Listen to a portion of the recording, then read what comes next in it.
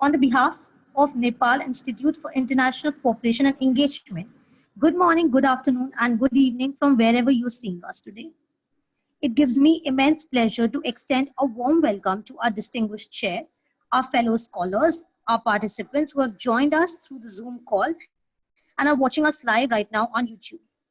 We are thrilled to have you join us today at the International Young Scholars Summit 2020. The International Forum aims to bring together rigorous and erudite young scholars from all around the world over a single platform. The aim is to create an academic space to encourage the young scholars and academicians from the field of international relations, political science, diplomacy, public policy, administration, and all the related subfields. The conference will be held for 3 days consecutively to 30 different sessions running parallel to each other in the white and the green rooms. Throughout these conferences, the conference will feature 275 scholars from 25 different countries who will be delivering the presentation and sharing their understanding and expertise with us.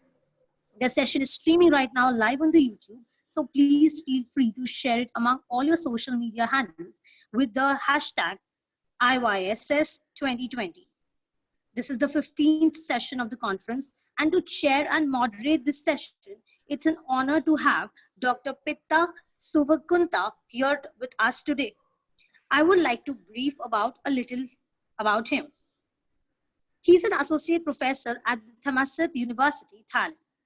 He completed his PhD in integrated science in Thammasat University, Thailand, under the Royal Golden Jubilee PhD program, the Thailand Research Fund, and Masters in Man and Environment Management from Chiang Mai University under the National Research Council of Thailand, NRCT. Prior to his current position, he was an associate dean for the Academic Affairs and Research College of Interdisciplinary Studies in Thammasat University, and acting director of PhD program in Interdisciplinary Science and Studies, College of Interdisciplinary Studies, Thammasat University.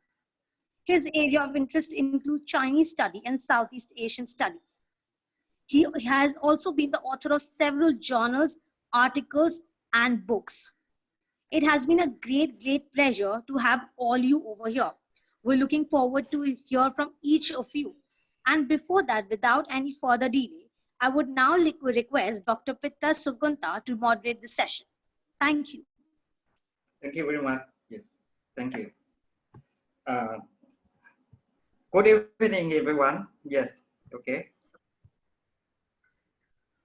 Okay.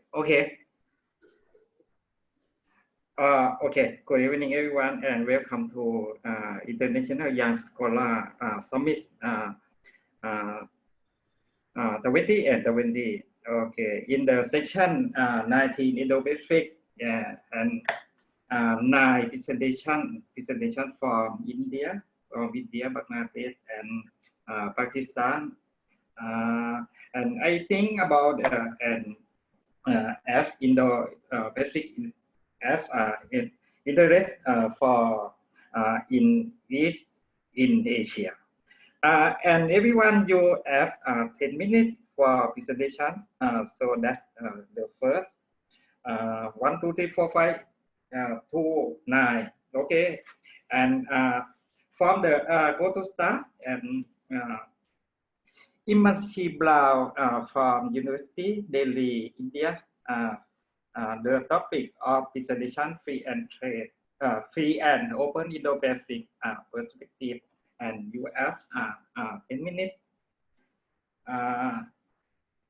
Imanshi Blau, you know, now, can you start? Yes, can you hear me? Okay, yes. Thank you, Chair. Yes. Thank you to the organizers for this opportunity. The topic of my paper is Free and Open Indo-Pacific, a Perspective. I will just share my screen to lay out the outline in a second. Okay. Start, yes.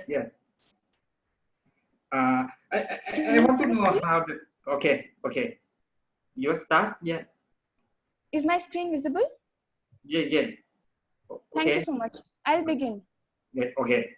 Thank you. So the free and open Indo-Pacific strategy was first hinted at and referred to back in 2007 during an address made by the Japanese Prime Minister Shinzo Abe to the Indian Parliament.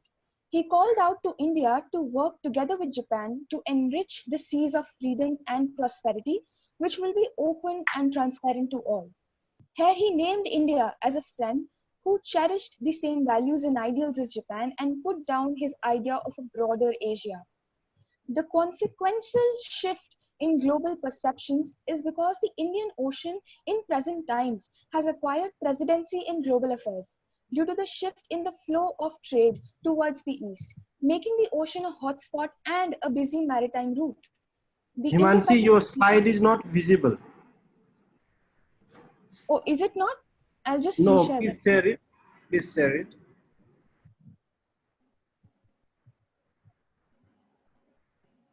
Hello. It'll just take a second. Okay, Himanshi, you can start. You can use pixel chat. Yes.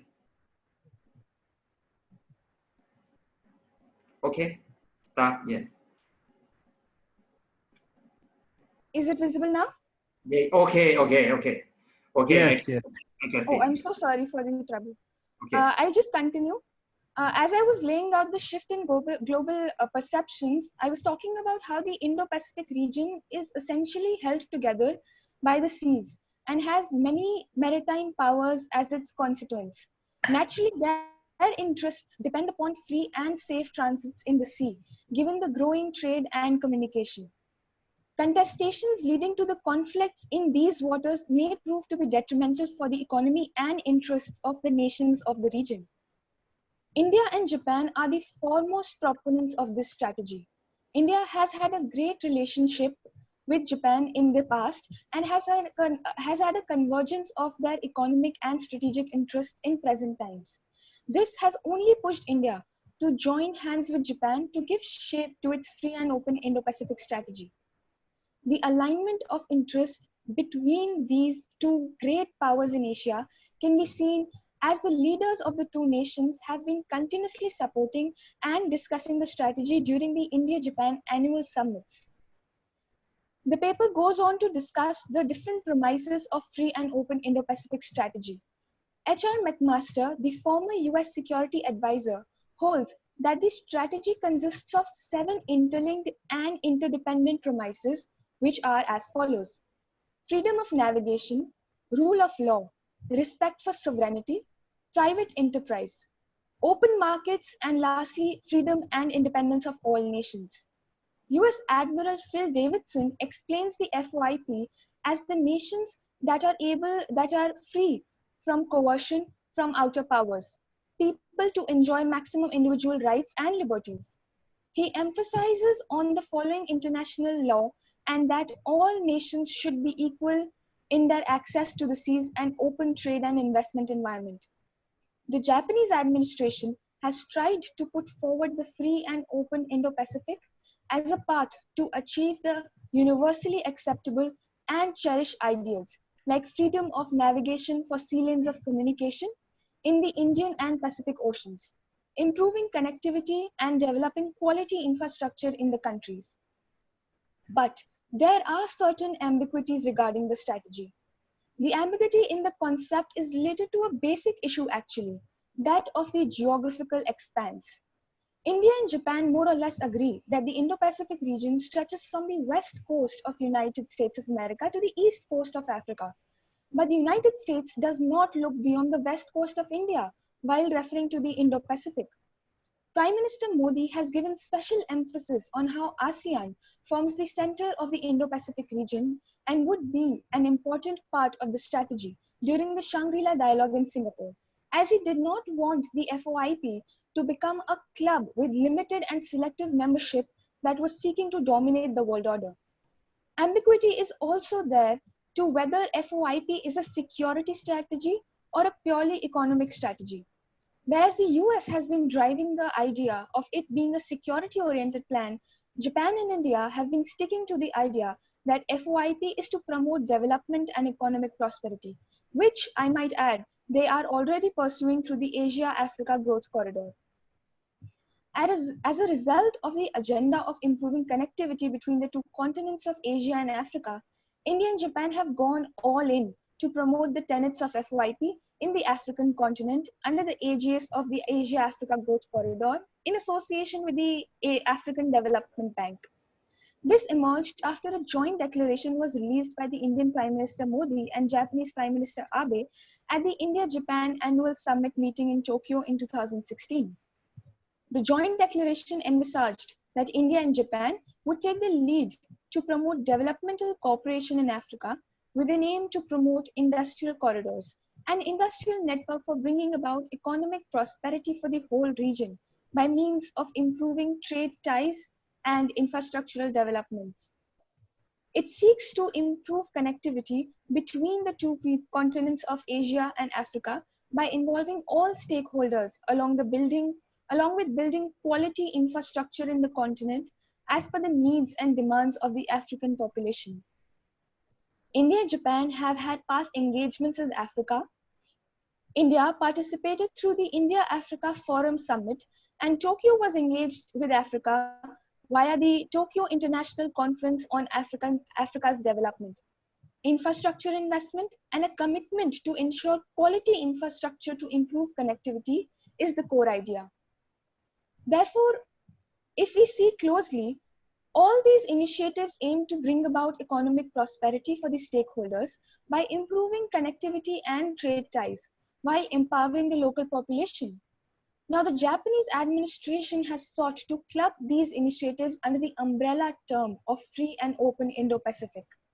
This is helpful in expanding the sphere of influence and working areas of these universally valued goals and objectives.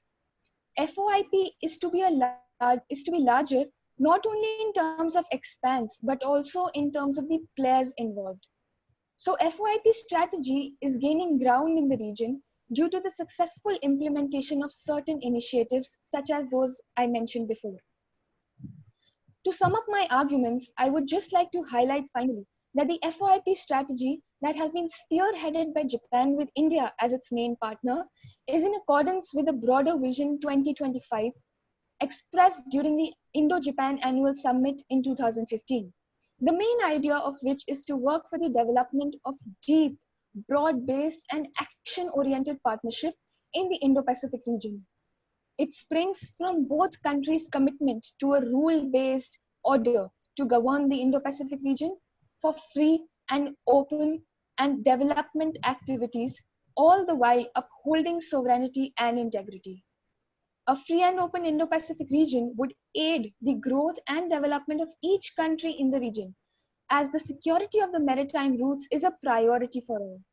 If this strategy is implemented in a transparent way with the incentive of accelerating development in the region, the shift to Indo-Pacific would be more meaningful. Thank you. Thank you very much. The question interesting. I want to know about how the Open Indo-Pacific is impact to India. Why? Sorry? And, okay. I want to Open Indo-Pacific is impact to India. You know, you hear? You are asking me about the Open Indo-Pacific impact on India. The strategy's impact on India. Yes. So, yes, actually, it started off as a bilateral idea between India and Japan, but India has taken full responsibility and it's upholding its share, and there is scholarly work relating to the idea of how India, as I mentioned in my presentation, India does not want it to become a selective club, and it wants it for genuine development and aid that it can provide to the whole region in terms of open sea lanes of communication, which right now, whether it is claims over certain territories or claims over certain areas, so that is being hampered, and India wants that to be resolved peacefully, and that is one of the main tenets of FOIP. And something that is worth highlighting is India does not adopt an exclusionary approach in any way in this strategy. It is meant for the whole region to prosper together. I hope that explains it. Okay, thank you very much. Yeah. Economic strategy bilateral India and Japan. I want to about trade and investment. Trade and investment. Japan investment go to India, I- and sometime I want to know India investment in Japan. So, as you just laid out, Japanese investment in India is of more magnitude rather than the other way around, because obviously, in terms of ODA, that the official development assistance that Japan provides to India, or even to other countries, or if it is in terms of the companies that are there in India, Japanese companies in India, the investment that Japan provides, the FDI, or even in simple people-to-people connect. The Japanese share is obviously more, but what India provides in this relationship, especially in the FOIP context, if I am to give the example of the Asia-Africa Growth Corridor, it provides its solid credentials as an ally, as a democracy partner that holds the same vision and is expounding the same values. One of the main things that the Japanese Prime Minister said while initiating this strategy was that they look forward to India because of this reason, and they want a partner that holds the same values, that has the same ideas for propagation of multilateralism, or if I am to put it, connection and infrastructure development that they are propelling forth. Okay, thank you very much. Thank you very much. Okay. Thank you, sir. Yes. You have a question? Yes. I want to know India and open Indo-Pacific. I want to know the economic, economic. I want think about and the cooperate with other countries from India and trade and investment. I think India is big markets. In make Indo-Pacific. I think the role of China want to role in the Indo-Pacific. I want to know about China want to go to India.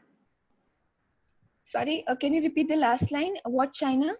China. He want China linkage connectivity with Indo-Pacific. What do you think about China? Okay. So as I mentioned earlier, there has been a lot of debate going on whether the Indo-Pacific itself as a strategy is just to counter China and its rising power, especially in the region. And because China and all of India, Japan, it's like the Indo-Pacific is basically their backyard. So the debate has been centered around the idea of how Indo-Pacific is to counter BRI as a project and as a strategy. And several scholars have also debated that how it is exclusionary in the sense that India does not include, the strategy does not include the biggest player, but on multiple instances, India has reiterated, and even as I mentioned earlier, that Japan and India, they specifically see it as an economic and development strategy, not as a counter to China. They even mentioned that it is inclusionary in the sense that it is open to everybody in the region if they abide by the principles and the premises that it stands on. So, of course, having said that, China, the engagement that they have and the plan that the free and open Indo-Pacific as a strategy for the whole region is being advertised and being worked on, especially through the project of the Asia-Africa Growth Corridor, that signifies that it is multilateral in its approach and it does not exclude anybody. Okay, thank you very much. Next speaker. Okay, thank you. Sirat Bala. Yes, sir.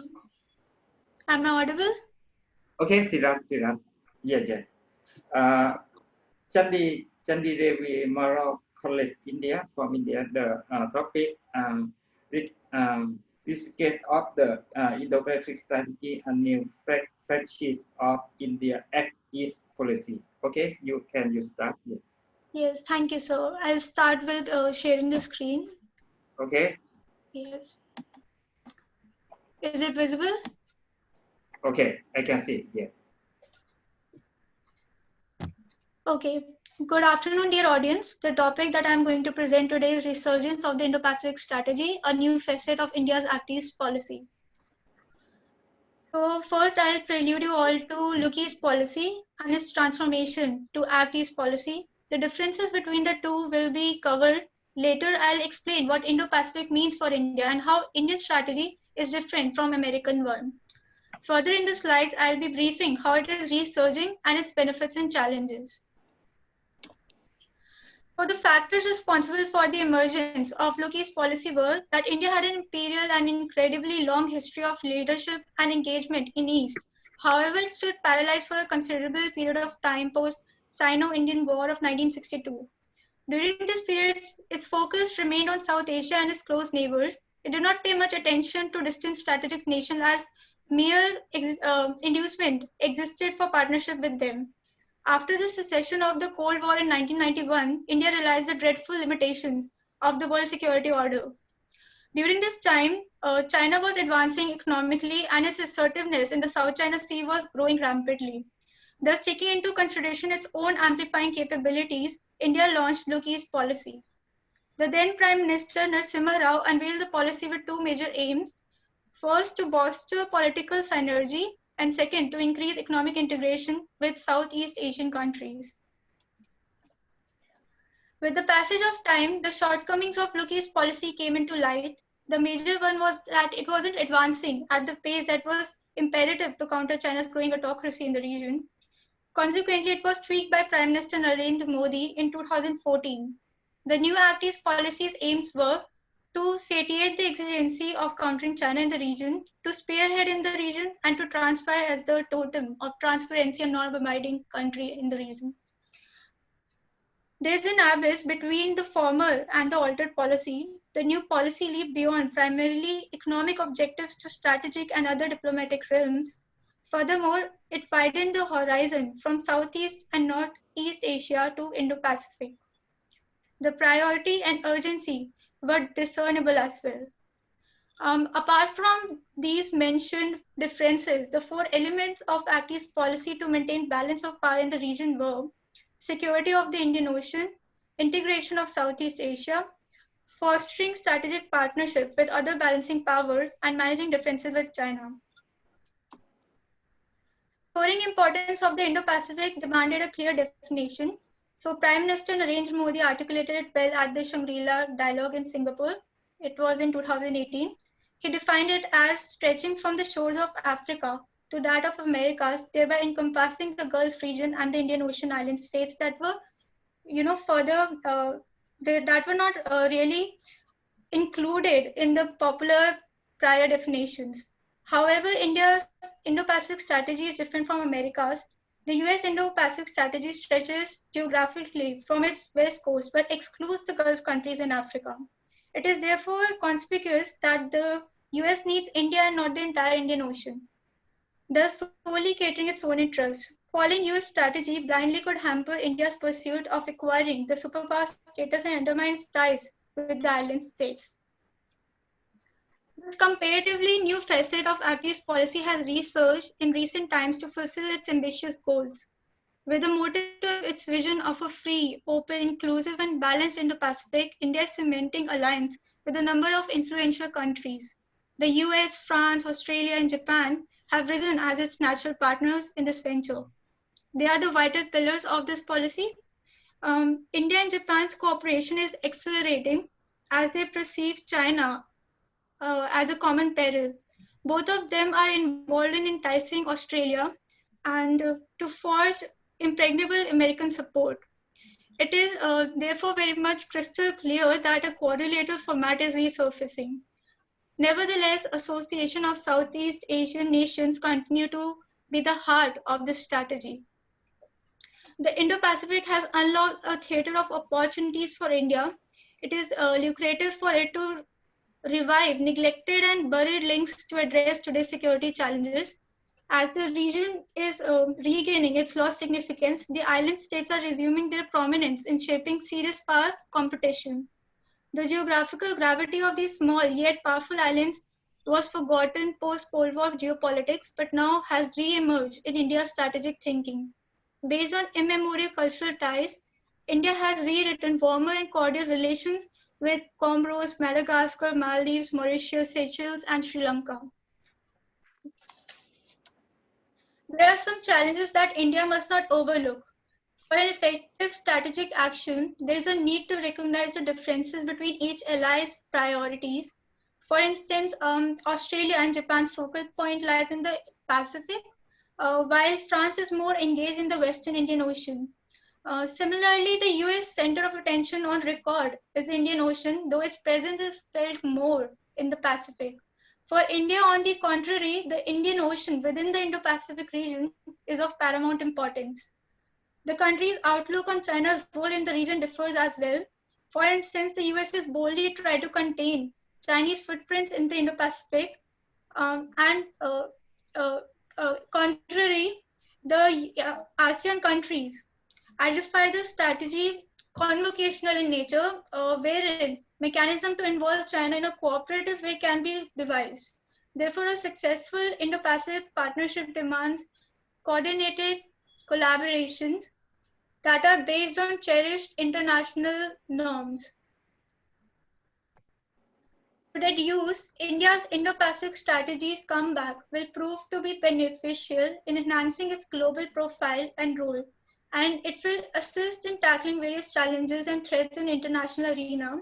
However, it will necessitate it to maintain a balance between old and new partners. That being said, some steps to boost this strategy are prerequisite for its victory. The country must work towards revving up its naval capacities, and more budgetary allowance is required for the same. In addition, overseas strategic infrastructure development projects should be implemented smoothly by proper prior planning. Thank you.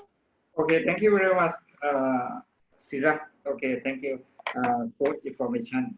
I add one question. I want to know Act East policy. Act East policy they want to start strategy go to ASEAN. You think go to ASEAN? Sir, could you please repeat your question? Yeah. I want to know Act East policy. I want to know balance of our US and China. Sir, I really am not able to understand what you're asking. Okay. Balance of power, no. America and China. Yes, so are you talking about the recent trade war that was happening between US and China? Is it so? Okay. Thank you very much. Yes, thank you. Next speaker, Priyanjali, actor Simon, from Namipan Academy of Higher Education, India. The topic of India-France cooperation in the Indo-Pacific. Okay. Right. Let's start. Yeah. Thank you. Right. So usually when we talk about the Indo-Pacific, it is centered around great power rivalry between US and China. We talk about the involvement of South Asian and Southeast Asian countries in the region. There has been, up until 2017, we never really saw discourse on European powers getting involved in the Indo-Pacific. And I think up until 2016 and 17, so I think post 2017, we saw increasing engagement by France, and France steadily injecting itself more and more in the Indo-Pacific. And this is due to the fact that it has overseas territories in the Indo-Pacific region, and it has the second largest EEZ in the world, which actually makes it a major player in the realm. And it makes it a resident Indo-Pacific power. And it believes in preserving multilateralism as well as upholding a rules-based order. So it also believes that this great power rivalry could alter this to a great extent. And in order to follow through on protecting its interests, it has formed strategic partnerships in the region with countries such as Australia, Indonesia, Japan, and even India. So coming to this cooperation between India and France, even independent of the Indo-Pacific context, the relationship for the most part has been amiable. The two countries have already collaborated and cooperated in multiple sectors such as defense and technology. And even we've seen collaborations between the two space agencies. But what the Indo-Pacific has done is that it's added a dimension to the nature of the relationship, as well as it's highlighted the convergences between the two countries with respect to how they view the Indo-Pacific, and even the nature in which that they've been engaging with each other in the context of the Indo-Pacific has changed. So this is exemplified in the 2019 Memorandum of Understanding that was signed between India and France, which was an arrangement for joint maritime domain awareness. Even in the same year, we see Emmanuel Macron announcing a three-pronged security partnership with India in the Southern Indian Ocean region. Even in the backdrop of the pandemic this year in 2020, in the backdrop of a global crisis, joint patrols were conducted between the two countries from Reunion Island. And in July 2020, we saw a batch of Rafale jets being sent to India. So these are all indicators of the willingness to engage, to collaborate and to cooperate with, within the Indo-Pacific. And just the, right. So, I mean, just the willingness of the two countries to engage with each other more.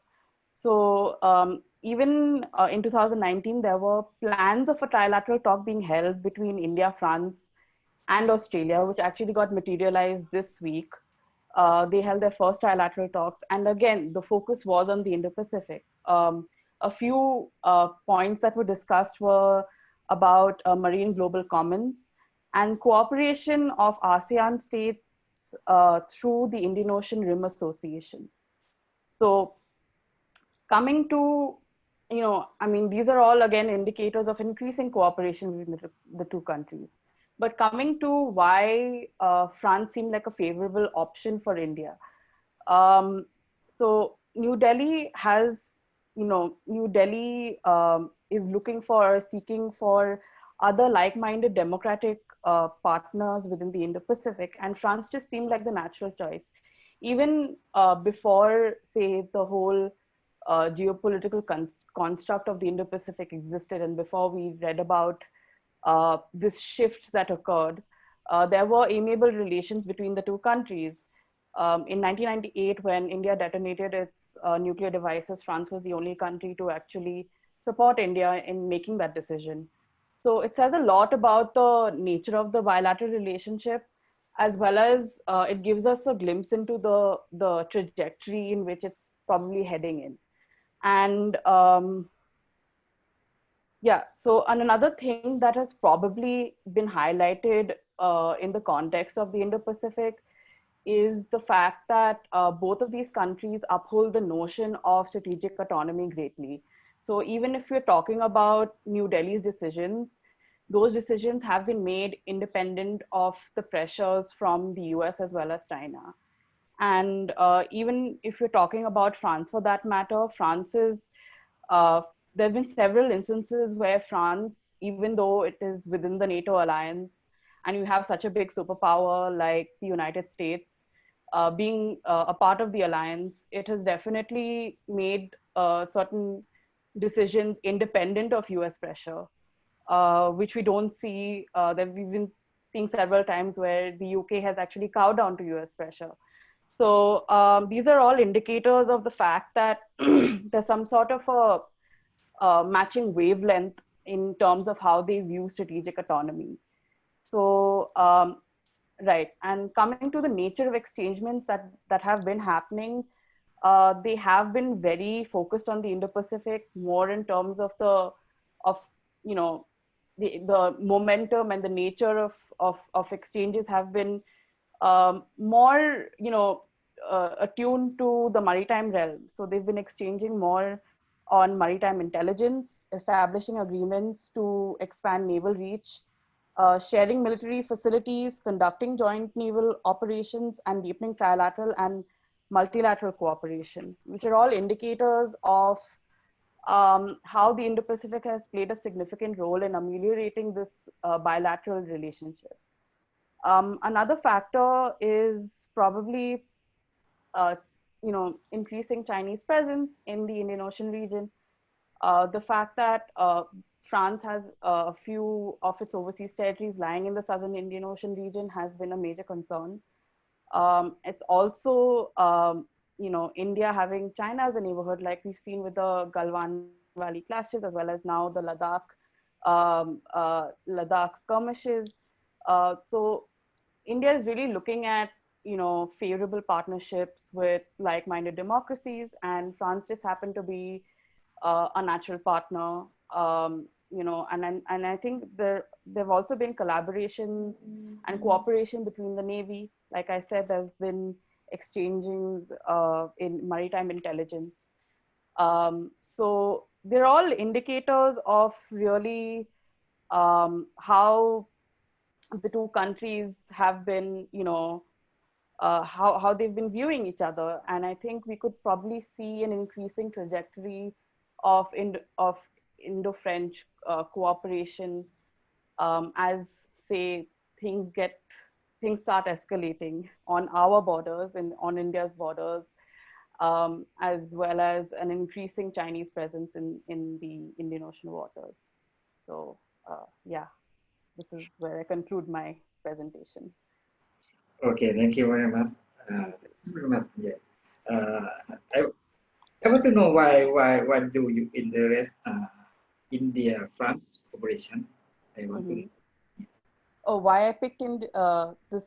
Okay, so I think personally I've always been fascinated with French cooperation in the Indo-Pacific, French presence in the Indo-Pacific, and I don't think although France did mention Indo-Pacific in their white papers in 2008 and 2014, 2016, we didn't really see much of a discourse on European powers being involved in the Indo-Pacific. And usually it was more about South Asian countries, Southeast Asian countries, their involvement, as well as, the great powers like US and China.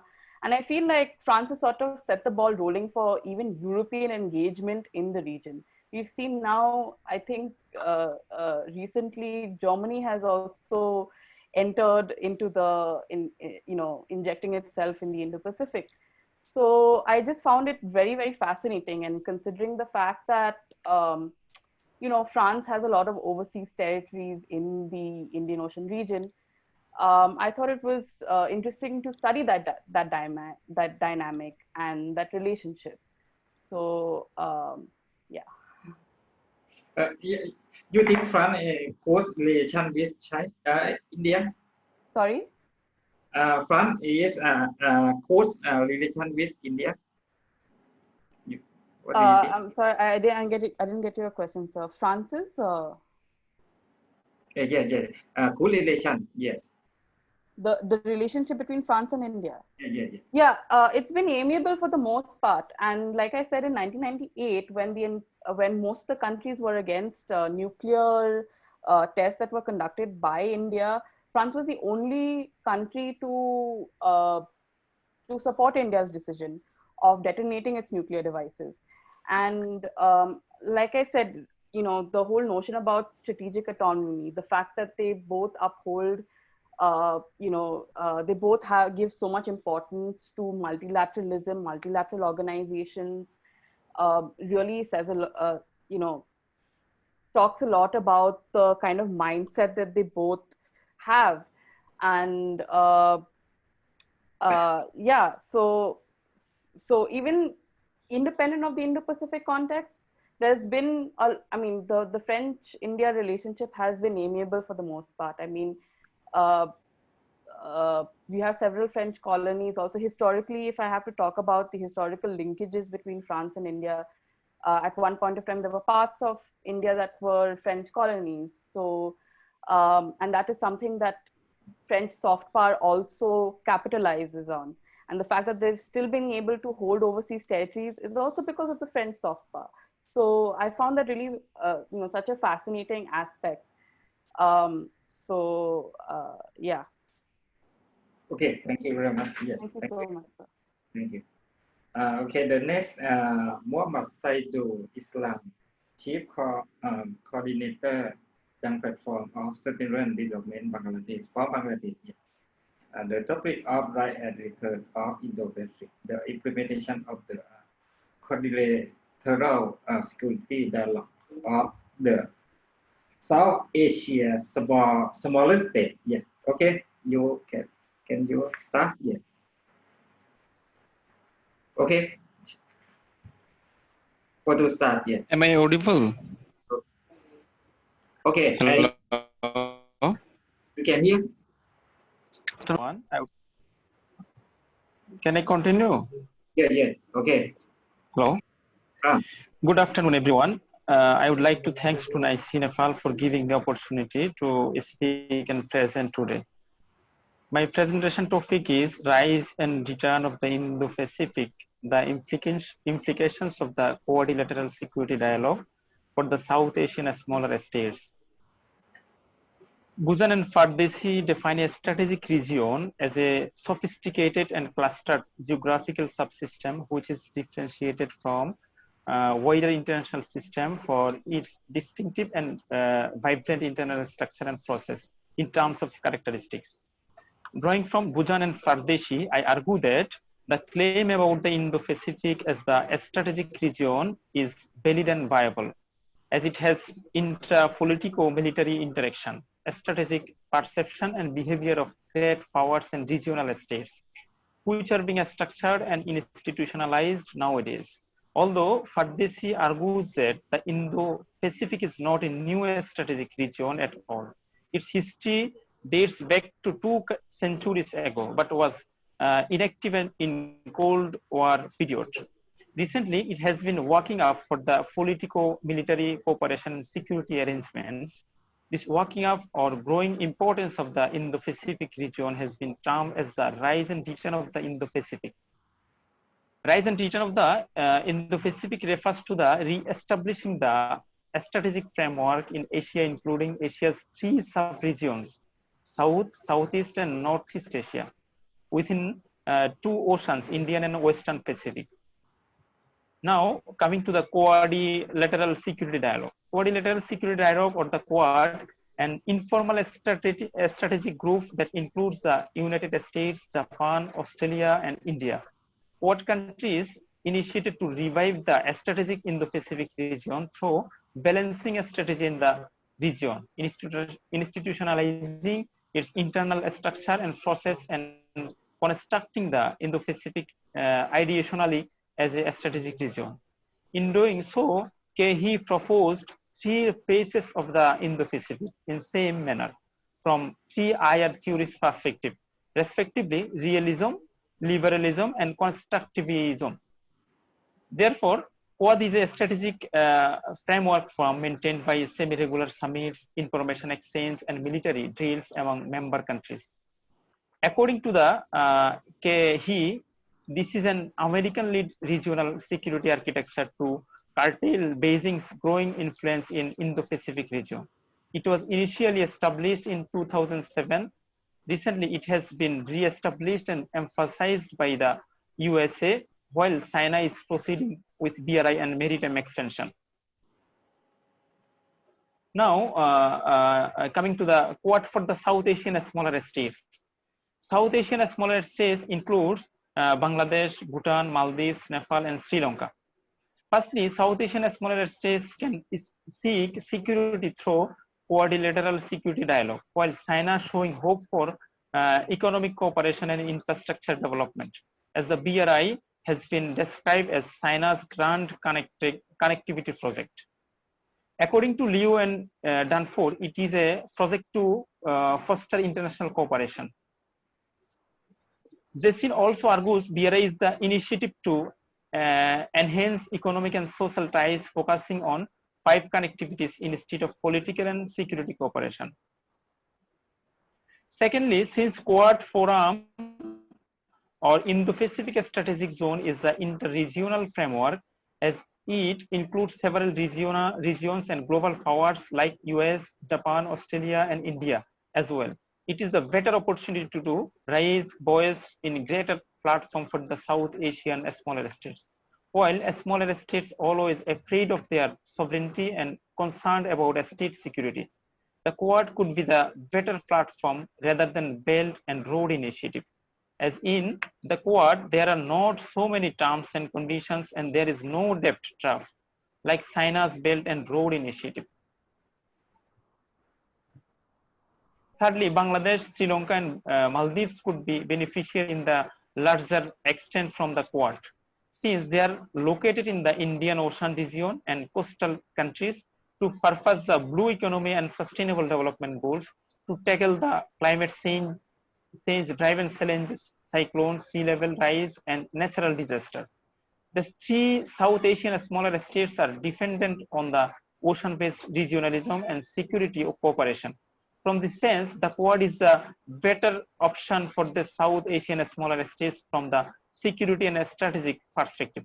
From the development perspective, US, Japan, and India also are the important development partner in providing foreign aid and in bilateral trade for the South Asian smaller states.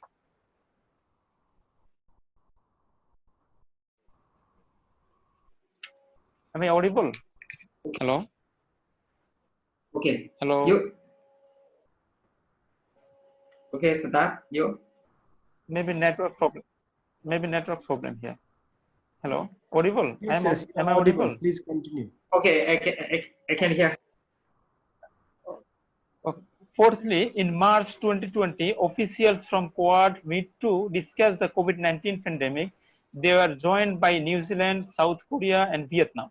Therefore, the Quad is being expanded from the state security to human security as well. Promoting human security in the Quad will attract the overpopulated and vulnerable South Asian states. In the same way, post-cyclone human security crisis in this region could be faced with Quad countries' assistance. Therefore, from human security perspective, Quad is more effective, while BRI is only about economic incentives.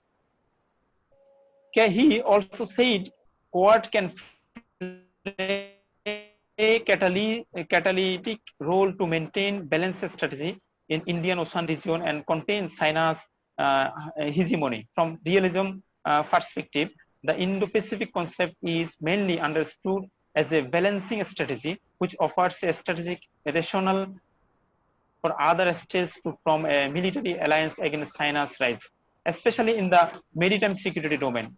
To ensure balance of power in the Indo-Pacific region through collective security, what is the best option, especially for smaller South Asian states. On the other hand, what is the process of institutionalization of the Indo-Pacific as the strategic regional order? In concluding remarks, I may agree with He, who suggested Quad countries and China to work together to promote Indo-Pacific regional cooperation under a more hybrid vision of the institutionalization of the Indo-Pacific. Thank you, everybody. Okay, thank you very much. Yes. Okay, then the time is lost little. I want to next speaker. Okay, Karima Nanda, Research Scholar, Center and University of Gujarat, India. The topic power politics in Indo-Pacific region, India way to Southeast region. Okay. You can start. Yes. Okay.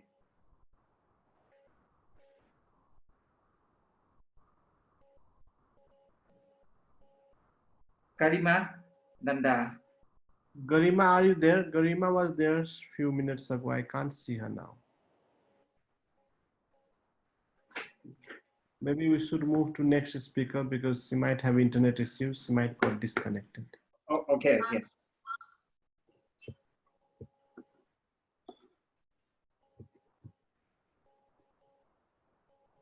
Okay. Next speaker. Yeah. Sri Lakshmi.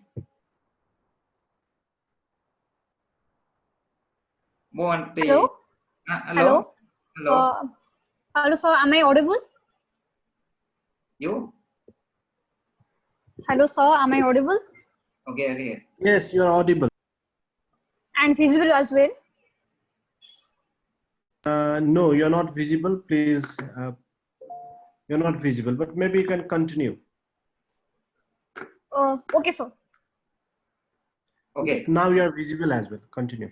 Thank you. Thank you. Very good afternoon. There with different idea. Let me. She have joined. Lakshmi. Okay. Yeah. So shall we continue with Garima or Sri Lakshmi? Garima, do you Hello? want to continue right now? Hello, am I audible? Yes. Yes. Am I visible also? Yes. Yes. Okay. Sorry for the. Hello? Okay. Okay. Okay. Hello? Am I audible? Okay. Yes, you are audible and visible. Please start. Okay. Hello? Okay. Good afternoon, everybody. Hello. Sorry, I can't hear anything. You not hear anything. You just continue because Okay. everyone is in mute. Okay, sorry. Good afternoon, everybody. Here I am to present a paper on power politics in Indo-Pacific region, India's way to Southeast Asia region. This paper will actually be focusing on the general understanding of the Indo-Pacific region, why it has emerged so important for regional and global powers, and also why it has become a hub for great powers. And the other thing which it will be focusing on, that why Southeast Asia region has important for India, and why then I will be coming on the power politics of the for the region. Now I'll start with the paper. The Indo-Pacific region has emerged as a center of power politics due to its geopolitical and geostrategic significance. It has become a hub of economic activities due to its maritime connectivity with Pacific and Indian Oceans. The global economic power shift from west to east and increasing geostrategy in significance of Indo-Pacific region has resulted in cooperation and competition among the established and rising powers in the region, specifically in the Asian region. While the economic cooperation between them has the significantly grown in the past, and the geostrategic and geopolitical framework has remained very uncertain. In this region has also been seen as the increasing maritime and geopolitical competition between the rising power, especially India, and emerging India in the region. Then coming to the main topic, the Indian Indo-Pacific region is an emerging geostrategic and geo-economic concept. It is a geographical area that is covering from the eastern coast of Africa through the Indian Ocean and the Western Pacific Ocean. The concept has also been seen in the late India's Look East policy, which India has been following over the last 2 decades, and India Look East policy has also helped India in reviving its traditional relationship with the Southeast and the East Asian countries, but also has interlinked across the Indo-Pacific regions. The East Asian and the East Asian countries, Southeast Asian countries, has also been interlinked between these regions.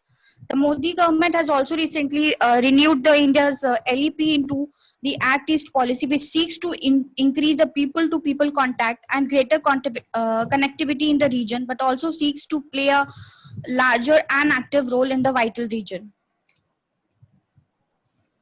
Then I have divided specifically this paper into 3 parts. First is why it is so important, and then having the implications for the India, and then the US rebalancing strategy, and then coming to the conclusion. So I will be coming with the implications for the India and why Southeast Asia region is important. The India's relationship with Southeast Asia and East Asian countries is very traditional. It has revived its traditional relationship with through LEP in the late 1990s, and recently through the Act East policy under the Modi government. Act East policy differs from the Look East policy in 3 ways. It has moved beyond the economic objectivities, and it has encompassed the security perspective and the non-traditional security perspective also. It has focused Its focus has widened from Southeast Asia and Northeast Asia to the entirely Indo-Pacific regions. The objective of Act East policy is to preserve the favorable balance of power in the Indo-Pacific region. It has mainly evolved. It mainly evolves around the four elements, that is, securing the Indian Ocean, integrating with the Southeast Asia, deepening the strategic relationship between the balancing powers, the US, Japan, Australia, France, Russia, and other powers, and managing the differences with the China. Here, the US has always considered India as a linchpin in the rebalancing strategy towards the region. It has perceived that the strengthening the relationship between the world's largest democracy will help India to promote the regional peace and stability that shares the common values and common interest and looking for the common security challenges. And then coming to the US rebalancing strategy in the region, the US rebalancing strategy towards the Indo-Pacific region is always an important foreign policy contribution under the Obama administration. It is a comprehensive strategy which aims to promote and protect the American national interest in the region by accelerating its economic and diplomatic engagements with the traditional allies and emerging partners, namely India. There have been three fundamental reasons why US is always looking in the Indo-Pacific region. First is rise of China and its assertive foreign policy that has created a geostrategic flux in the Indo-Pacific region, which also poses a very serious military, economic, and political challenges to the US interest in the region. And the second is US has already been exhausted, has exhausted its military and economic resources in the Great West Asian crisis over a long decade. And the third reason it also seeks to correct its imbalance in the power projection in the world by repositioning its military forces and then putting its leadership forward in the region. Then hereby I will be concluding myself with this, that it is strategically logical that India, China, and US have great high security stakes in the Southeast Asia region. Each has an ambition to control the sea lanes and prevent the rise of the contentious regional power, mainly the China, in order to prevent either China or rising from the assuming a hegemonic role in the region. The Southeast Asian states will either balance bandwagon or hedge their way towards maintaining a conducive security environment. Likewise, the A.F. Murphy suggests that small states prefer a strategic environment characterized by the great power equilibrium, since this affords them the greatest freedom to pursue a policy of neutrality between them. In absence of the great power conflicts, small states can reap the benefit of good relation with all the major powers, making the equilibrium the safest environment for them. Thank you. My presentation is over now. Okay, thank you very much. Okay, and I want to know what do you think about India look is in ASEAN and China rising in ASEAN? Hello? What do you think? Excuse me? About India look is in ASEAN and China rising in ASEAN?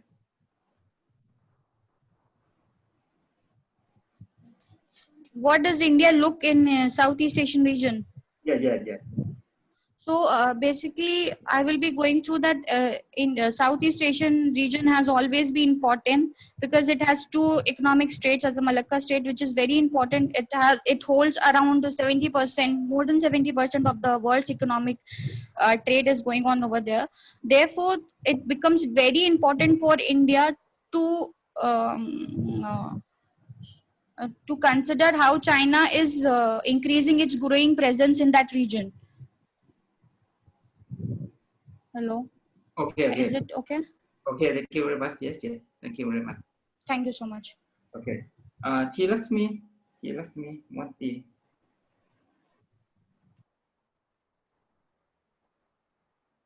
Hello, sir. Am I audible and visible? Okay. Yeah.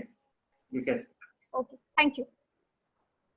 Very good afternoon, everyone. I'm Sri Lakshmi Mohanty from Central University of Gujarat, India. And before presenting my paper, I would like to extend my thanks to the Nepal Institute for International Cooperation for organizing such a wonderful webinar for this young scholar like us. And my presentation for today is that topic is India-Japan cooperation challenges and perspective in Indo-Pacific.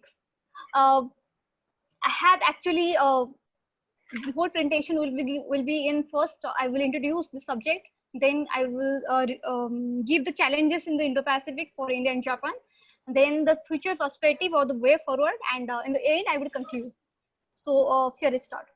The 21st century is dynamic in many ways, from nuclear weapon threat to COVID-19 threat, from a global vision to a regional, and there is an important shift of interest from Middle East to Indo-Pacific. Countries like USA, France, and now Germany have been openly advocating for the security of the Indo-Pacific region. This shift happened due to several factors like China's emergence as a global economic power and its activities in South China Sea, rich natural resources and growing economic opportunity of the region, the chief human resources. The presence of this route is actually one of the biggest international trade route. Opportunities in the region, human trade route, and political instability of the region, and along with other factors that have actually attracted the global attention, making it one of the critical strategic region of the world. With all this great power aiming at this region to boost their influence and presence, it has become inevitable for the Asian countries to protect it from becoming a battlefield for the major powers. India, geographically situated in an important location in the region, naturally has the ability and opportunity to act as an important player in the Indo-Pacific region. Security and prosperity of the region are not only crucial only for the South or Southeast Asian countries, but for the whole world. Like India, Japan has also realized the importance of this region and emerged as a key player in the Indo-Pacific. At the confluence of two seas in 2007, Japan Prime Minister has created a new arena for Indo-Pacific Ocean geopolitical vision of Delhi and Tokyo.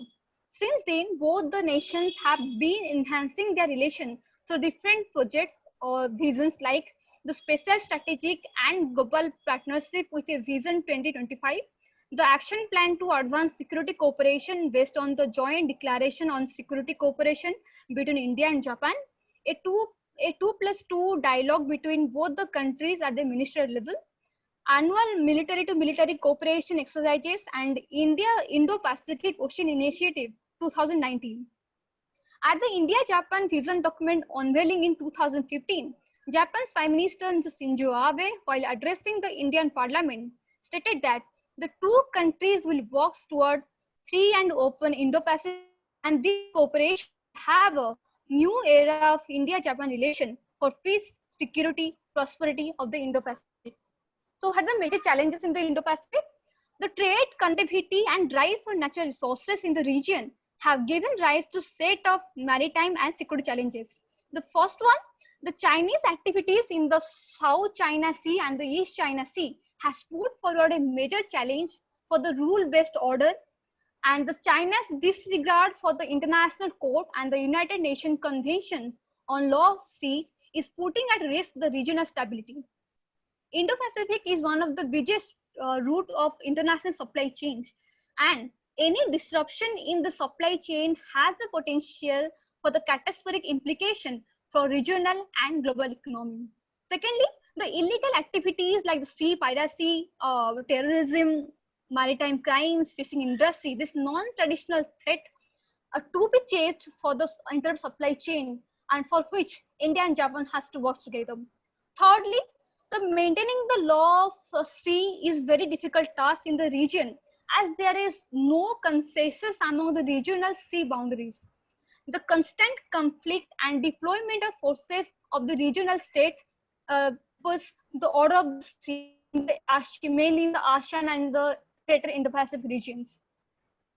Fourthly, this region is actually prone to natural and man-made disasters like tsunami, sea level rise, pollution, oil leakage, and depletion of sea surface, which possesses a great threat for the whole Indo-Pacific region.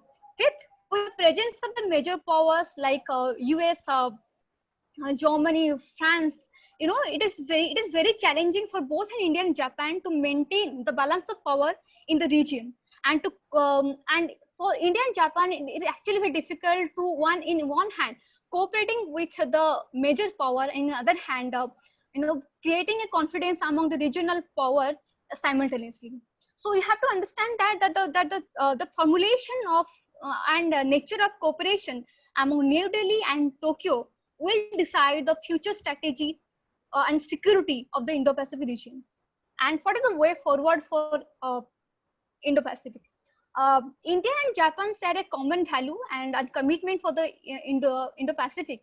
And this, in the period of pandemic, the COVID-19, Japan has actually emerged as a very strong partner and a valuable partner for India. And together they have a very big role to play in the post-pandemic period. The future plan I have actually divided in 3 ways. First is in trade and connectivity. As India has taken decision to boycott the products from and by manufactured in China. So both the countries have to strengthen their cooperation with ASEAN and other regional countries to increase the trade and re-establish a regional supply chain for the better trade, and it is always necessary to have a greater connectivity. So both the countries needs to take up joint connectivity project across this region. Secondly, the Maritime Security Fund. From 2019 onwards, actually, Japan started spending more on maritime security and rule making in Indo-Pacific region. Military exercises of the region, both bilateral between India and Japan, trilateral with like Malabar, and such joint patrolling should be increased to showcase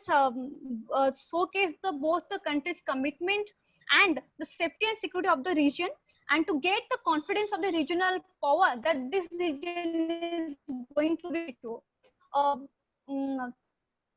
Thirdly, like disaster management assistance and relief. As I mentioned, that the greater challenge is the disaster management. So to increase the operational capability of the forces of both the countries during the disaster relief and humanitarian assistance, joint trainings, exercises should be undertaken for better support concerning logistics, supply and services. And Indo-Pacific disaster management and early warning system jointly by India and Japan could be a good initiative in the Indo-Pacific region for information sharing sharing on the matters like tsunami or any natural man-made disasters. So to conclude it, the Indo-Pacific region has strengthened the India-Japan cooperation from a simple partnership to a strategic partnership in 21st century. When Japan envisages itself as a leading country for promoting international trade, free trade in Indo-Pacific, with the cooperation of the fellow democratic nation, India stood itself as an anchor for the region. Both India and Japan leaders mutually agreed upon a series of course of action to ensure free and open access of Indo-Pacific for all. Japan, with a rising India, will ensure the collective vision of a peaceful, open, equitable, stable, and rule-based order in the Indo-Pacific region and beyond. And their going relationship and collective security vision is going to be the new security architecture for Asia. Thank you. Okay, thank you very much for information. And I want to know a little. In the future, what do you think about India-Japan relation? Economic, trade, investment? Yes, I want to know. If I understood this rightly, that I was asking about the future of India-Japan relation in economic and other spheres. Yeah. Yeah. Okay. Yes. What do you think? I think so. Japan and India has actually understand that they are the major countries in Indo-Pacific. They possess the capability actually to to give a big security architecture for the Asia. And if you look at India-Japan cooperation, it has always been a very good relationship among them. And if you talk about the Japan investment in India, then actually Japan is actually the 4th largest investor in India in foreign direct investment. So in investment wise, Japan and India has a great relationship. And if we talk about the political relationship between the countries, we have to understand that the Prime Minister Shinzo Abe and the Indian Prime Minister Mr. Narendra Modi had actually gathered at a variety of places and giving a very common reason to the Indo-Pacific. And not only Indo-Pacific, if we say the larger international arena, India-Japan has actually become a voice for Asia. Okay, thank you very much. Yes, thank you. Welcome. Okay, next speaker. Prerna Chara Nehru University. Yes, COVID-19 and the Indo-Pacific. Getting the Chipsa right. Yeah, okay.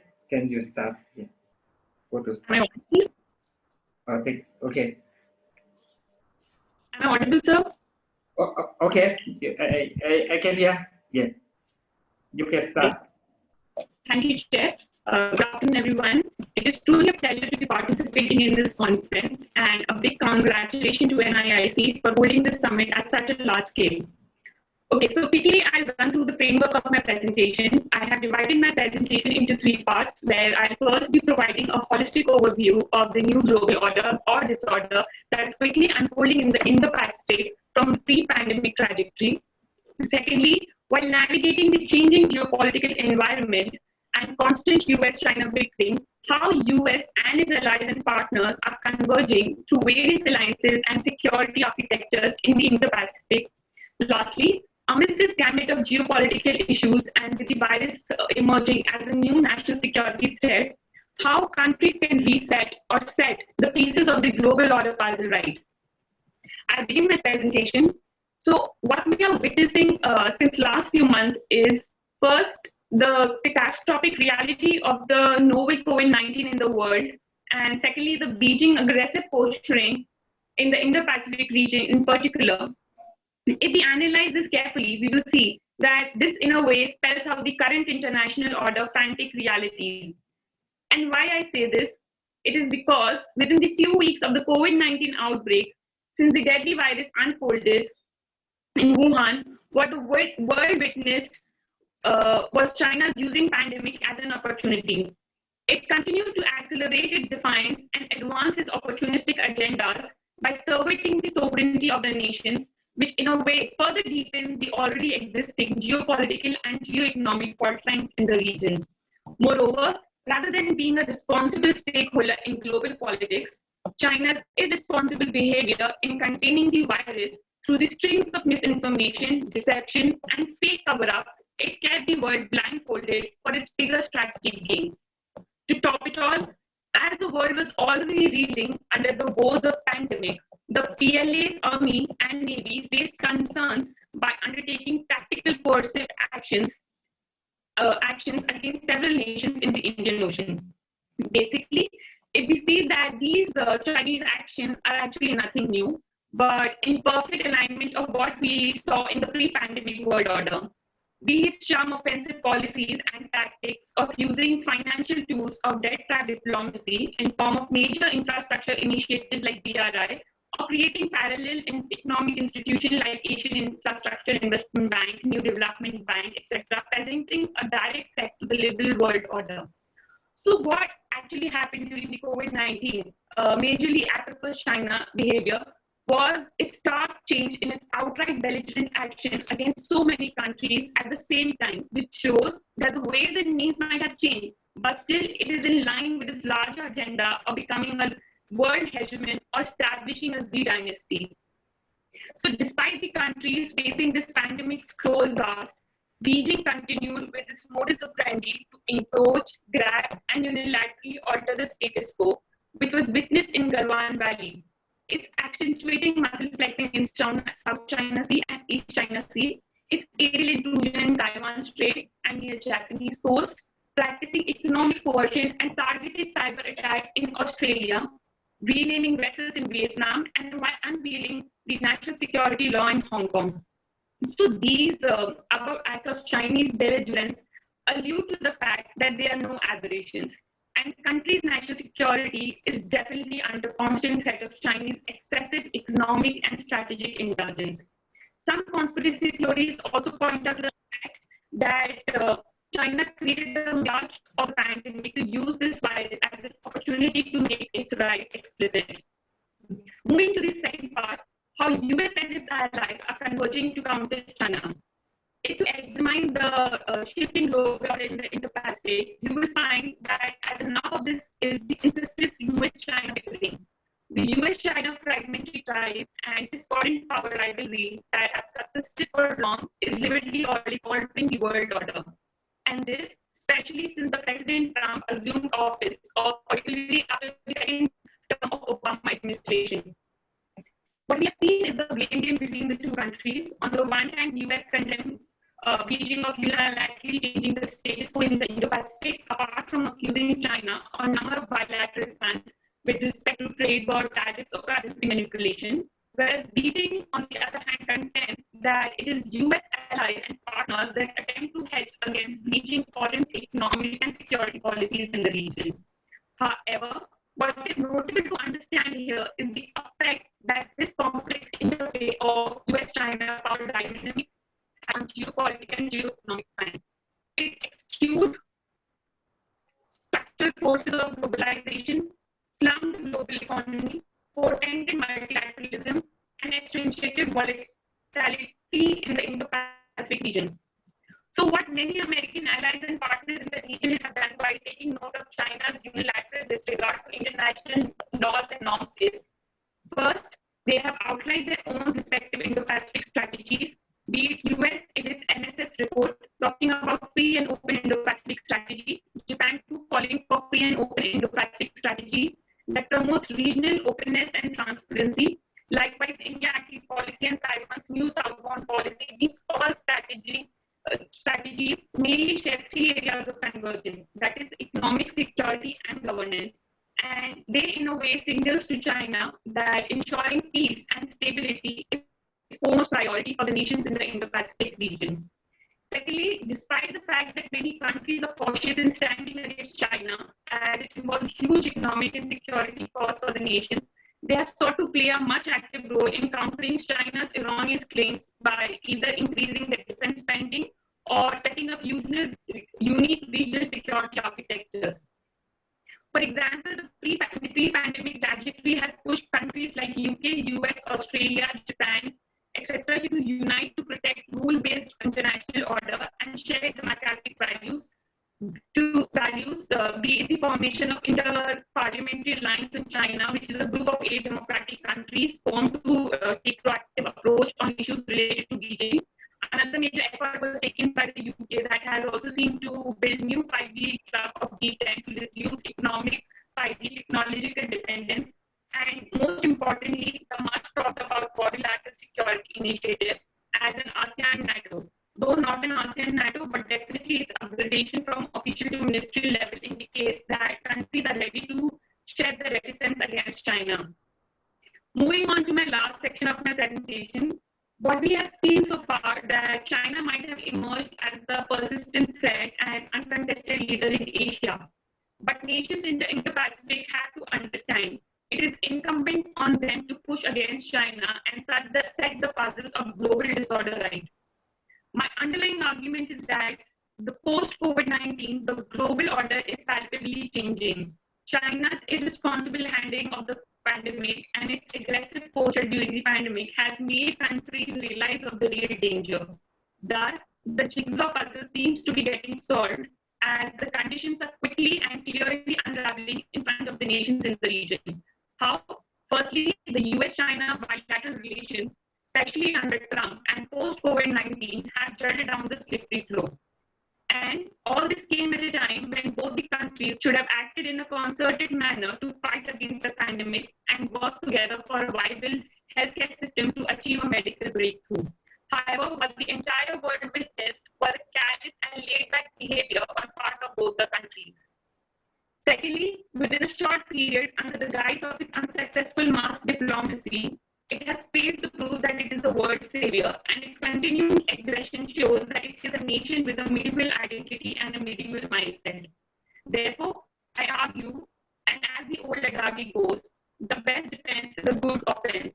So first, countries must ensure strategic clarity in the policy approach and emerge as an effective and potential counterweight to the Chinese influence in the region. For this, the best option for countries is to avoid knee-jerk reactions or quick fix solutions because they will not be viable in the long run. Secondly, the nations in the Indo-Pacific should no longer remain chastened to Beijing's charm offensive policies and smokescreen strategies like peaceful rights, mass diplomacy, debt trap, wolf warrior, or salami slicing tactics. It is imperative that the countries take a long-term view and adopt a multi-pronged approach towards power-hungry China.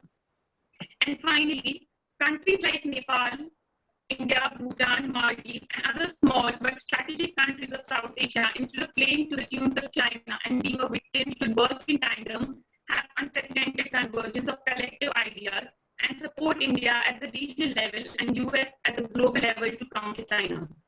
But if the current trend of silence or complacency continues and countries submit to Chinese approach as trepidation, then it will only accentuate PRC's brazen and illegal engagements in the near future.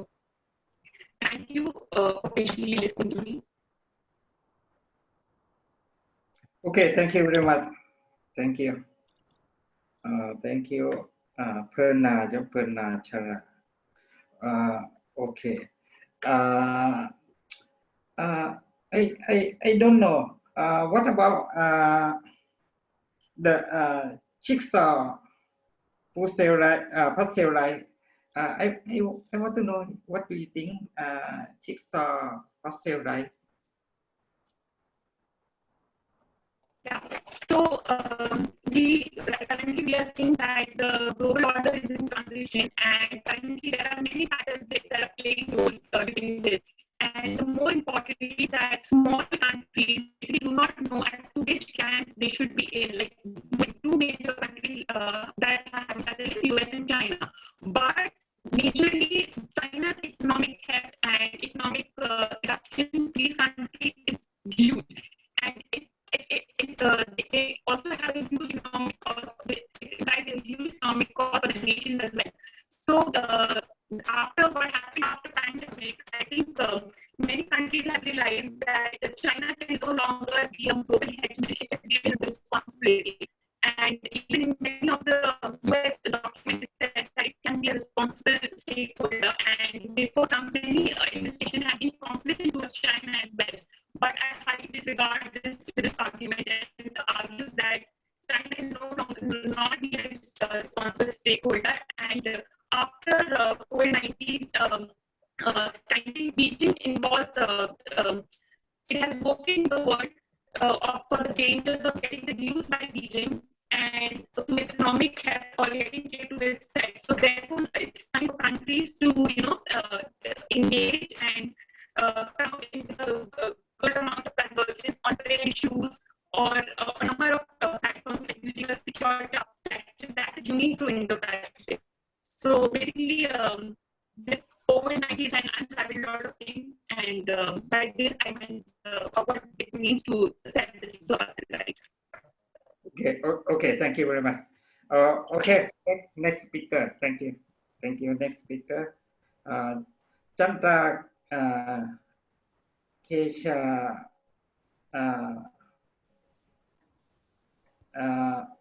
Niranjan Chandra Kesha Senior Research Scholar from India. The topic of Indo-Pacific regional security complex. You can start. Okay, thank you, sir. Good afternoon, good evening, and good morning, everyone, depending upon where you are. Today, I'm going to discuss whether Indo-Pacific is emerging as a regional security complex. Now, regional security complex theory put forward by Buzan and Weaver is based on the premise that in a cluster of states, security of one state is closely dependent upon security of other state from that same cluster rather than states from different clusters. Although states are embedded in a mesh of security interdependence, the distance between states, and more importantly, the distance between the threat and the states, is a determining factor for creation of security complex. Moreover, regional patterns of distribution of power, historical relations of amity and enmity, and capabilities as well as intentions of neighbors are essential factors while determining whether a region should be called a regional security complex. Henceforward, we'll call it RSC. Therefore, the RSC theory evaluates the scheme of security things from national, regional, interregional, and systemic point of view. Now, there are two special conditions. The strong presence of extra-regional power may minimize the normal interaction among the states in a complex to a point where it stops existing. Buzan gives example of colonization for this. Such condition is called overlay. And interregional security complex, this is second condition. The interregional security complex is strong if boundaries of RSCs are breaking down or where a superpower simultaneously associates itself with two or more complexes together, which can produce a loser super complex. Now, let us look at Indo-Pacific as a regional security complex. The Indo-Pacific comprises of several distinct sub-regions such as Northeast Asia, Southeast Asia, East Asia, South Asia, and Oceania. At regional level, each of these security complexes has peculiar issues that play an essential role in determining the security situation of those complexes. For example, South Asian security complex is dominated by rivalry between India and Pakistan. Similarly, Northeast Asian complex is engulfed in nuclear matters on Korean Peninsula or Sino-Japan maritime boundary issue. Southeast Asian complex is riddled with South China Sea dispute, pre-Aviar dispute between Thailand and Cambodia, and other issues. And Oceania is facing the most pressing challenge of climate change. Since the end of the Cold War, Northeast Asia and Southeast Asian complexes have merged to a great extent due to a number of regional security multilateral organizations as well as closer economic and trade links amongst the states. However, South Asian, that is subcontinent, and Oceania have more or less remained the same with preponderance of India and Australia respectively, except for the fact that China has aggressively joined both these complexes as an indispensable player, challenging the superiority of the incumbent superior states. Now, till recently, the security issues in the whole region were not interdependent. I mean, the China's disputes with Japan was independent of its dispute with India, each having distinct historical references. Similarly, China's weaponization of trade vis-a-vis Japan was independent of its weaponization of trade vis-a-vis Australia. Therefore, there was a scope to argue that Indo-Pacific could not be called as RSC on account of a vast expanse, lack of definition of the boundary of the region, prominent sub-regions, complex interstate relationships, and lack of regional identity. However, things began to change in past few years, and the pace of the change increased in past few months. China's expansionist policies vis-a-vis its neighbors, its utter disrespect to international law, hindrance to free movement in the global commons, debt-trap diplomacy with smaller countries in all the complexes, aggressive push for OPEC infrastructure projects under the flagship Belt and Road Initiative are emerging to be the issues of collective concerns for the Indo-Pacific nations. China's inability to inform the world about COVID-19 in the initial stage has cost the world dearly in terms of both economy and human life. China's attack on very post-Cold War principles of liberal world order that benefited the region, including China itself, is a collective threat to the very existence of the Indo-Pacific countries. Due to the experience of colonization, territorial integrity has special place in Asian context, and therefore China has been seen as an aggressor collectively in the region. Therefore, there is increasing realization among the regional actors of need of a collective and coordinated response to the belligerent China.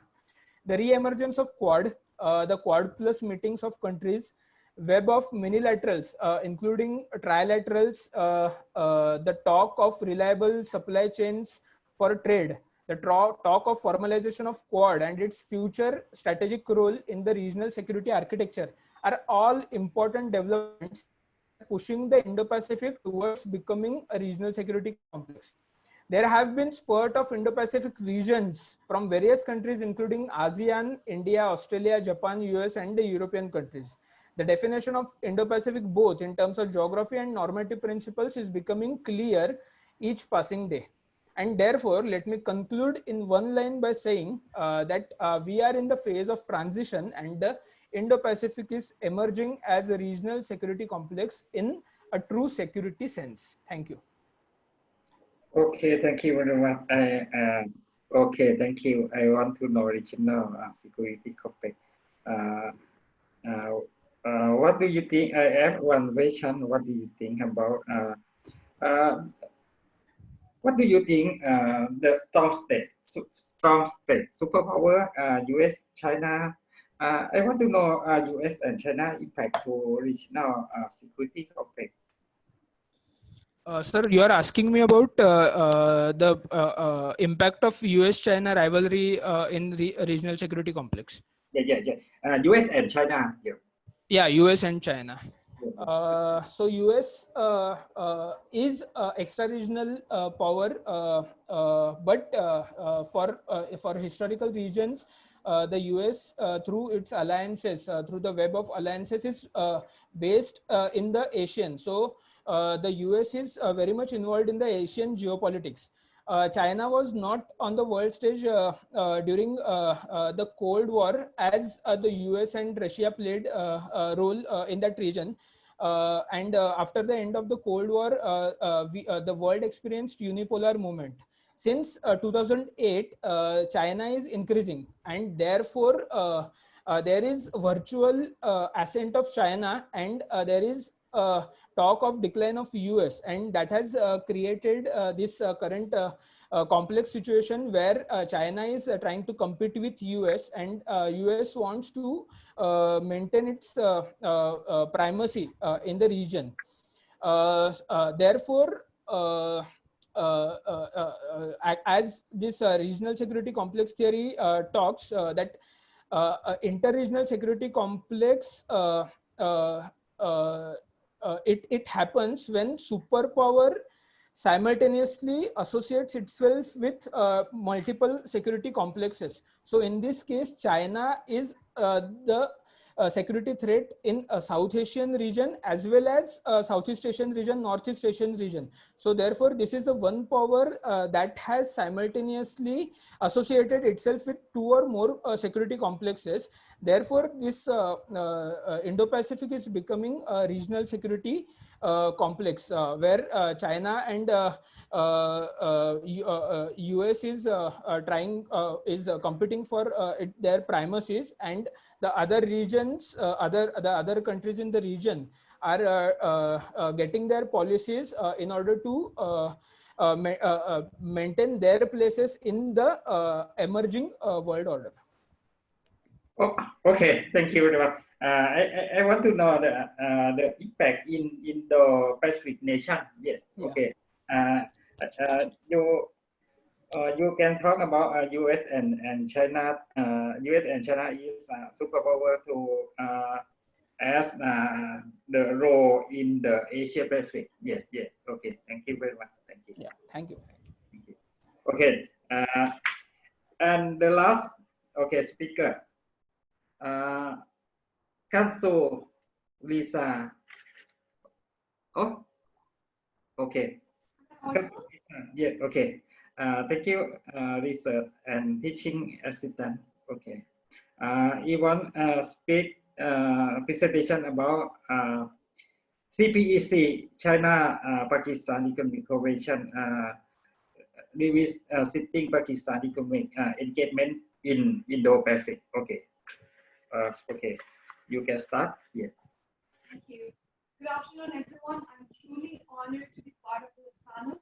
I will be speaking on China-Pakistan Economic Corridor, revisiting Pakistan's economic engagement in the Indo-Pacific.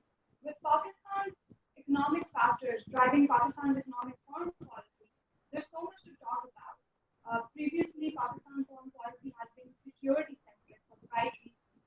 and those interactions that were rooted in cultural and economic associations, their progress was marred by the internal security challenges. But that's not the case today. After battling terrorism at home and in the region for a long time, Pakistan is now intent to pursue economic diplomacy. How can it do so? Well, CPEC, China-Pakistan Economic Corridor, has opened avenues of regional connectivity and economic growth for Pakistan. And while the strategic studies have solely focused on CPEC for enhancing China's access to the Indian Ocean, its ability to offer Pakistan opportunities to connect with Far East and with its own neighbors in the region is understudied. And that's the food for thought that I want to leave my audience with. So my talk is going to be essentially divided into two sections. One, how can Pakistan enhance its economic engagement in the region? And two, how could CPEC aid that economic engagement? And what are the limitations? So starting off with my first section, which is how could Pakistan enhance its economic engagements in the region? There are numerous economic and trading ties in Southeast Asia, Northeast Asia region for Pakistan. For example, with South Korea designating Pakistan as a priority partner, Pakistan could pursue the free trade agreement that under the negotiation process between the two countries. And doing so would allow Pakistan to address the non-tariff barriers, the special tariffs for the agricultural products that impede Pakistani product entry into the South Korean market. Also, Japan has been a major developmental partner with Pakistan, but however, Pakistan exports substantially reduced last year. How could Pakistan address them? One, Pakistan needs to diversify its export base. Two, what Pakistan needs to do is to chart out consistent trading patterns with Japan, because the reason why last year, compared to this year, there's so much decrease in the exports is because the items that were exported were only on need-based. Moving on to the Southeast Asia region. While Malaysia is one of the top trading partners with Pakistan, the bilateral trade volume between the two countries have not gone beyond $2 billion. However, let me just remind you that the two countries entered into a free trade agreement in 2008. And under that free trade agreement, the potential cited was about $4.6 billion. How could Pakistan address that? Then again, Pakistan needs to address the trade balance that's favoring the Southeast Asian countries, right? For example, what Pakistan could do is that it augments the export flows to the countries that ease the import barriers. For example, Indonesia, last year, it removed 30% of the import duties on Pakistan exports. Moreover, recognizing Pakistan as an important exporter of seafood and raw materials to Thailand, Thailand is very insistent on pursuing Pakistan to proceed forward with the free trade agreement. Also, coming back to our very own South Asia region, Pakistan needs to expand its trading ties with Nepal, with Bangladesh, with India, despite the historical animosity and the current standing political issues. For example, with India, while Pakistan and India do share a bilateral trade about $2 billion for years, and while formal trades are currently suspended since August 5th, 2019, when India unilaterally revoked the special status of Kashmir, the potential cited for the bilateral volume, a trade volume between the two countries, is about $37 billion. And what's even more important to realize is that the two countries are independent on each other for, say, certain items, certain products, and that is exactly why the figure of the informal trade is far much greater than the formal trade. With this as the backdrop, I move to the next section of my talk, that is how could CPEC aid the efforts of Pakistan's economic engagement in the region. There are two ways. One, land connectivity, and two, special economic zones. Talking about land connectivity, we all know for a fact that under CPEC, the Gwadar port has been linked to the Kashmir city in China, and further Kashmir is linked to the important Chinese economic city. So if Pakistan is allowed to do trade through land to Chinese northwestern ports, say Shanghai port or the Qingdao port, Pakistan could better access the Asian Tiger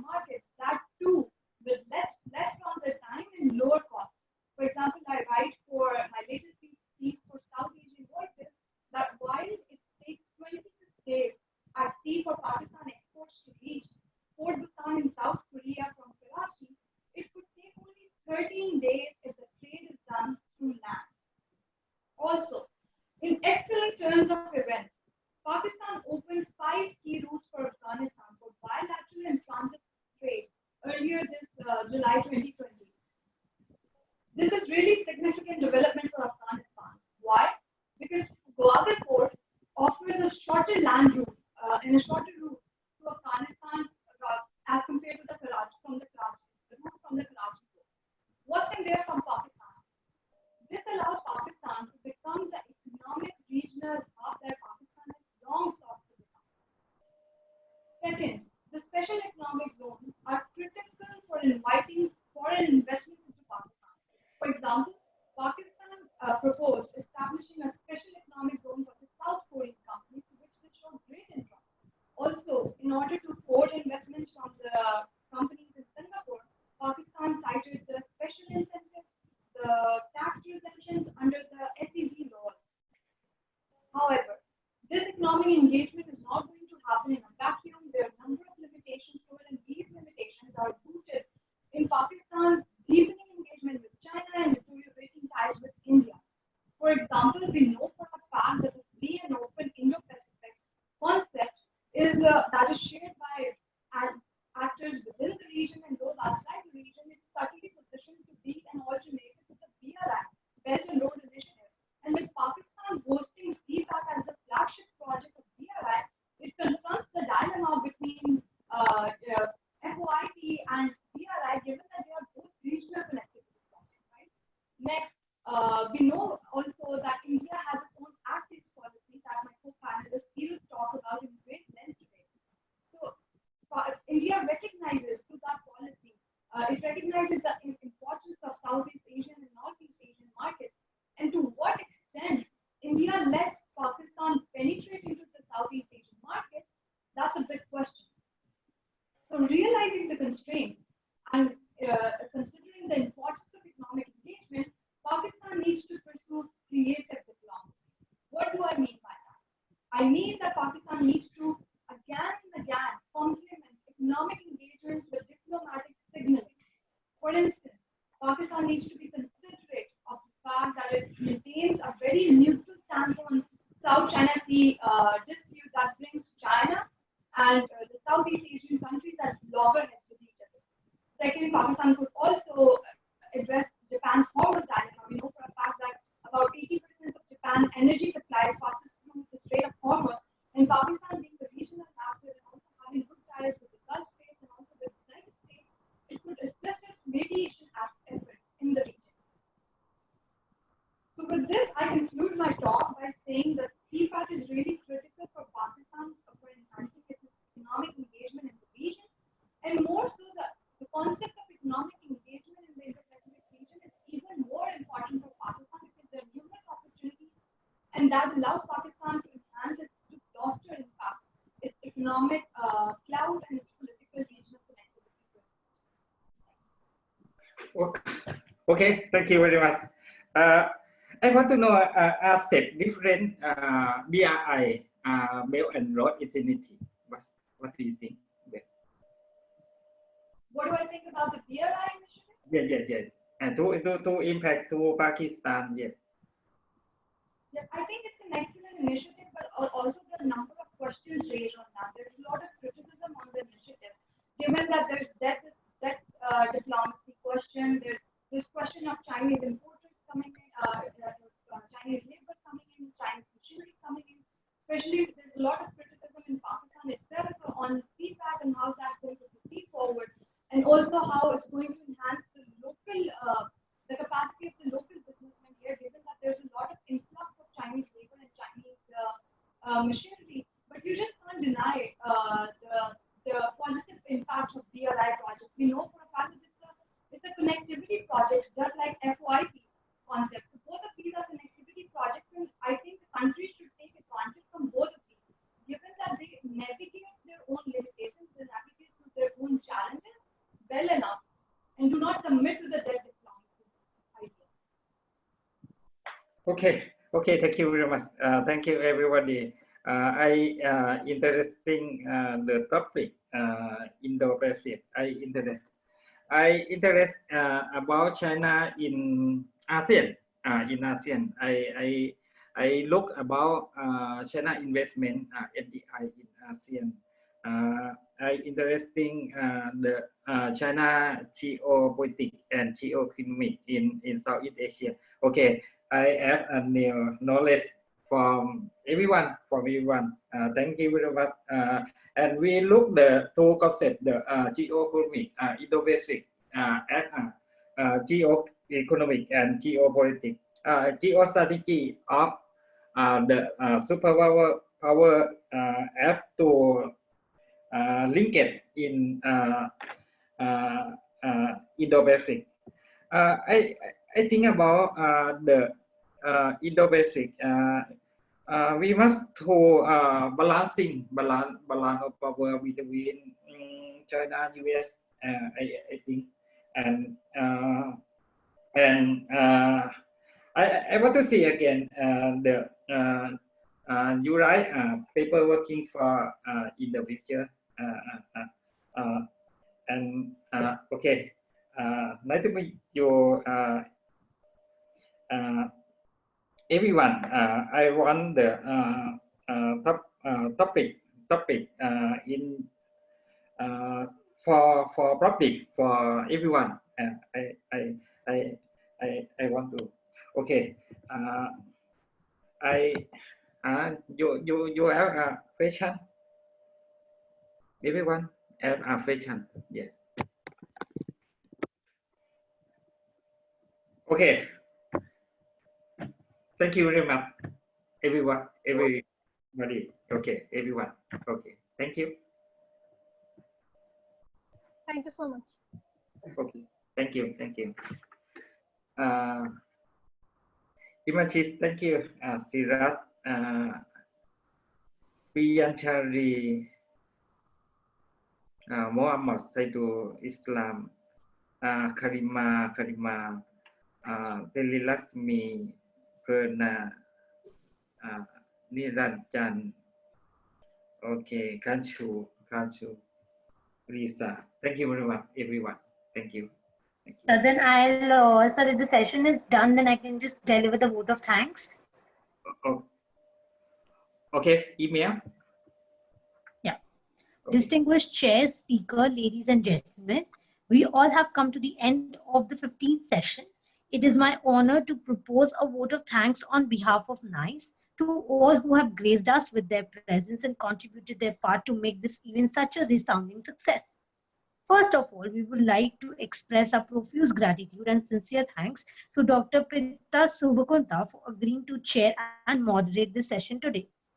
Since our sincere thanks goes to all the other speakers who have been part of this event, delivering such a comprehensive and convincing presentation. We are really honored to have all these speakers here with us today.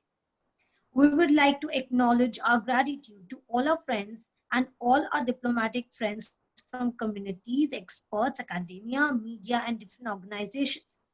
Finally, I must mention our deep sense of appreciation for all our audience who participated in the webinar and those who are watching us live right now on the YouTube channel. Thank you for your valuable time and attention and making this session such a productive and success with your question. We're truly honored to have all of you with us here right now this afternoon and hope that you stay connected with us in the future as well. It's been a great and a real pleasure. And also do join us for the next session. Thank you so much to each one of you.